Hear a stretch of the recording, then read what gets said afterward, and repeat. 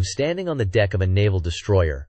The sounds of chaos and panic surrounding me, the staccato bursts of gunfire, and the thunderous booms of explosions are deafening, making it hard to think clearly. The air is thick with the smell of smoke and salt water, and the screams of the wounded are piercing through the din. I'm trying to process what's happening, but it's like being in the midst of a maelstrom. The ship is taking on water, and the crew is scrambling to respond to the crisis. As I look around, I see the fear etched on the faces of the sailors, their eyes wide with a mix of adrenaline and terror. The ship's intercom system is blaring out warnings and orders, but it's hard to make out what's being said. The noise is overwhelming, a cacophony of sounds that's making it hard to focus. I'm trying to stay upright, but the deck is pitching and rolling beneath my feet, making every step a struggle. Suddenly, a blast rocks the ship, sending me stumbling to the side. I grab onto a railing to steady myself, my heart racing with fear. The explosion is followed by an eerie silence, as if the very sound of the blast has sucked the air out of the atmosphere. Then, the chaos erupts again, with sailors shouting and equipment crashing to the deck. As I struggle to regain my footing, I see the destroyer's commander, his face set in a determined grimace, barking orders at his crew. He's trying to rally them, to get them to respond to the attack, but it's clear that the situation is dire. The ship is taking on water at an alarming rate, and the crew is fighting to keep her afloat. The attack is coming from an unknown enemy, one that has managed to breach the naval base's defenses and launch a surprise assault on the destroyer. The stakes are high, with the base's strategic location and advanced technology making it a prize target. The enemy is using a combination of traditional tactics and cutting-edge technology to overwhelm the base's defenses, and it's clear that they will stop at nothing to achieve their objective. The naval base, codenamed New Horizon, is a critical component of the country's defense strategy, providing a vital staging ground for operations in the region. The base is home to a fleet of advanced warships, including the destroyer I'm on, as well as a range of support vessels and aircraft. The base is also equipped with state-of-the-art surveillance and defense systems, designed to detect and repel any potential threats.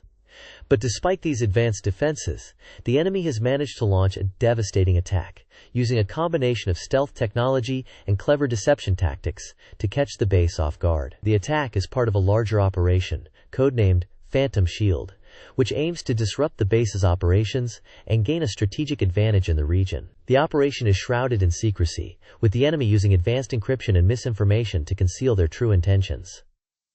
As I watch, the crew of the destroyer is fighting to respond to the attack, using every trick in the book to try and regain the upper hand. They're deploying countermeasures, launching defensive missiles, and trying to outmaneuver the enemy. But it's clear that the situation is far from under control, and the outcome is far from certain. The fate of the base, and the entire region, hangs in the balance, as the crew of the destroyer fights to survive against overwhelming odds.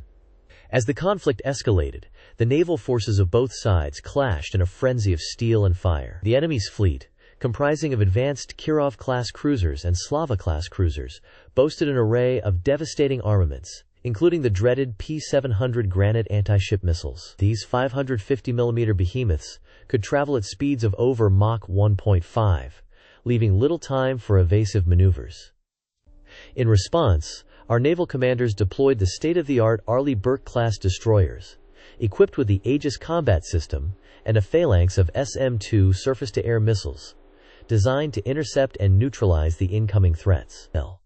The battle at sea unfolded in 3 distinct phases. Initially, the enemy launched a barrage of SSN-19 shipwreck missiles, which our destroyers countered with a wall of chaff and electronic countermeasures, rendering the missiles ineffective. However, the enemy's persistence paid off, as they managed to score a direct hit on one of our frigates, the USS Ingraham, with a 130mm shell from a Kirov-class cruiser. The blast ripped through the ship's hull, crippling its propulsion system and leaving it vulnerable to further attacks. As the enemy sensed victory within their grasp, our naval forces regrouped and launched a counterattack, marking the second phase of the battle. The USS Spruance, a Spruance-class destroyer, led the charge, unleashing a salvo of Harpoon anti-ship missiles that homed in on the enemy's Slava-class cruisers. The missiles, with their 488-pound high-explosive warheads, tore through the cruisers' defenses, inflicting significant damage and chaos. Meanwhile, our F/A-18 fighter jets, equipped with AGM-88 high-speed anti-radiation missiles, swooped in to take out the enemy's air defense systems, creating an opening for our naval guns to pound the enemy's positions with impunity. The third and final phase of the battle saw the introduction of our ace in the hole, the Ohio-class submarines, lurking in the depths, waiting for the perfect moment to strike. With their arsenal of Tomahawk cruise missiles, these stealthy vessels unleashed a barrage of precision-guided munitions that rained down on the enemy's command centers and logistics hubs, crippling their ability to coordinate and resupply their forces. As the enemy's fleet began to falter, our surface ships sensed the shift in momentum and pressed their advantage, pouring on the firepower and relentless pressure that ultimately broke the enemy's will to resist. The stage was now set for the final act of this naval drama, as our forces prepared to deliver the coup de grace and secure a decisive victory.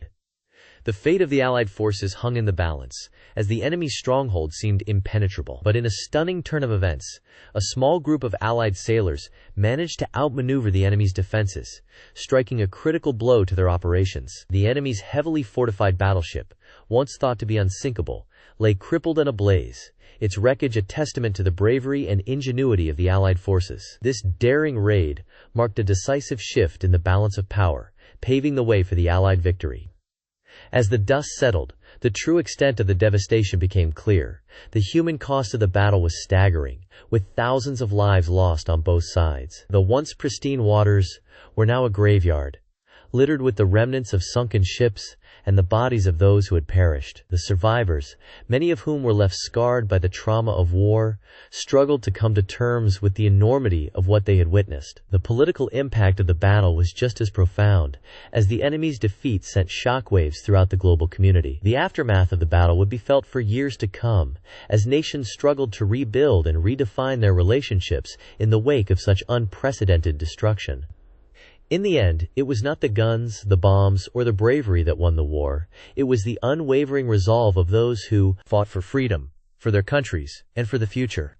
The nightmare at sea had finally subsided, but the memories of the horrors that took place would haunt the survivors forever. As we reflect on the events that transpired, we are reminded of the profound impact that war has on humanity. It is a stark reminder of the devastating consequences of conflict and the importance of striving for peace. The sacrifices made by those who fought and died at sea will never be forgotten, and it is our duty to honor their memory by working towards a world where such tragedies are never repeated.